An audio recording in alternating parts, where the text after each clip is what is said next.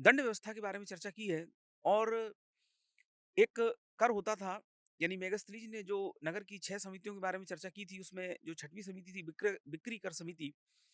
उस बिक्री कर समिति का टैक्स ना देने पर मृत्युदंड का भी प्रावधान था।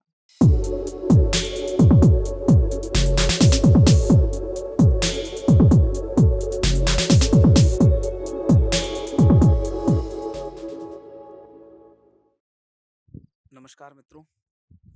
आज हम लोग इस प्राकृतिक पर्यावरण के बीच में एक बहुत ही इंटरेस्टिंग टॉपिक प्राचीन भारत के इतिहास से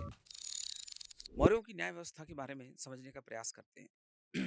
मौर्यों की न्याय व्यवस्था को देखा जाए तो अत्यधिक कठोर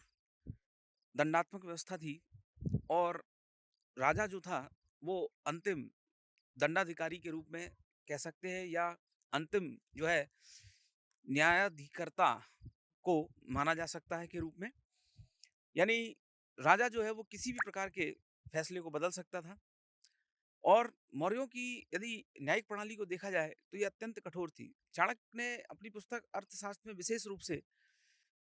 दंड व्यवस्था के बारे में चर्चा की है और एक कर होता था यानी मेगास्थनीज ने जो नगर की 6 समितियों के बारे में चर्चा की थी, उसमें जो छठवीं समिति थी बिक्री कर समिति,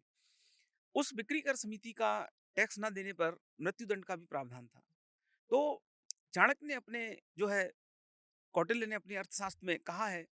कि दंड विधान जो है ये यदि कहीं भ्रष्टाचार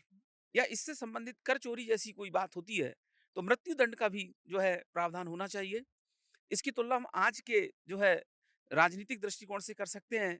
कि उस समय तो चाणक्य ने भ्रष्टाचार और कहीं ना कहीं इन सब जो भी कर चोरी के मामले में मृत्युदंड तक की सजा का प्रावधान किया। लेकिन आज की क्या परिस्थितियां ऐसी हैं तो कहीं ना कहीं ये एक सोचने और विचार या विमर्श का मुद्दा है। लेकिन यदि वे मौर्यों के दंड व्यवस्था की देखी जाए बात की जाए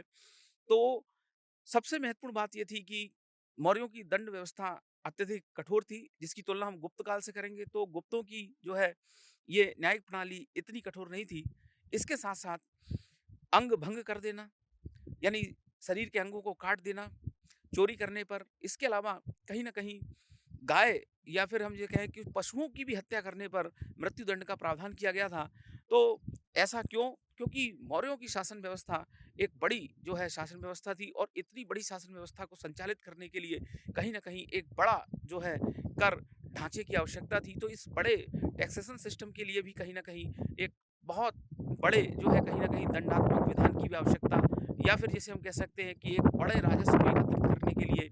ये सभी जो है नियम और कानून इत्यादि बनाए लगे। इसके अलावा यदि हम न्यायिक प्रणाली को देखा जाए तो 2 प्रकार के न्यायालय थे। एक हमें व्यावहारिक के रूप में यानी एक जो न्यायाधीश है वो व्यावहारिक यानी दीवानी मामले जिसे हम धर्मस्थी कहते हैं और उसका जो न्यायाधीश होता था वो व्यावहारिक होता था। दूसरा फौजदारी मामले जिसको हम न्यायालय के रूप में कंटक शोधक कहते हैं और उसका जो प्रमुख होता था उसे प्रतिष्ठा के रूप में जाना जाता है। तो इस प्रकार से मौर्यों की कुछ न्यायिक प्रणाली के बारे में हमने चर्चा करने का प्रयास किया।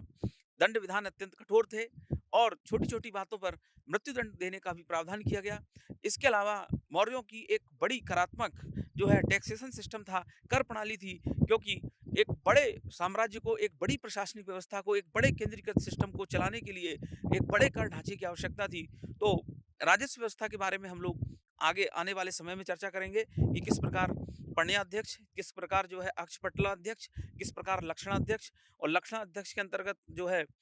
2 महत्वपूर्ण जो है एक टकसाल का अधिकारी जिसे हम सौवर्णिक कहा जाता करते थे और एक जो होता था रूप दर्शक जो सिक्कों की जाँच करता था। इसके अलावा अक्षपटलाध्यक्ष जिसे हम महालेखाकार कहते हैं। इसके अलावा पण्याध्यक्ष जो व्यापार का भी प्रधान होता था और सबसे इम्पोर्टेंट जो तीर्थ हुआ करता था, जो कर व्यवस्था को कहीं न कहीं संचालित करता था जिसे हम कह सकते हैं